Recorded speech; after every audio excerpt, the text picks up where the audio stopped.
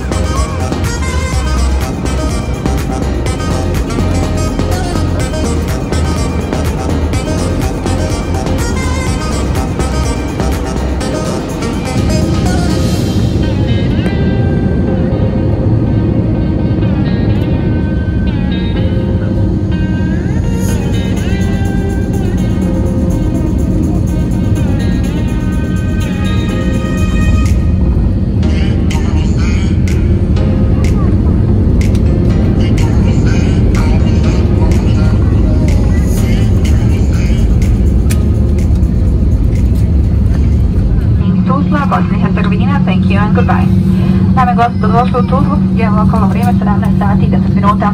Ljubazno vas molimo da ostanete na svojim sjedištima, vezanim sigurnosnim pojasima, sve do kapeta ne isključi znak za obavezno vezivanje i avion se ne zaustavi na svojim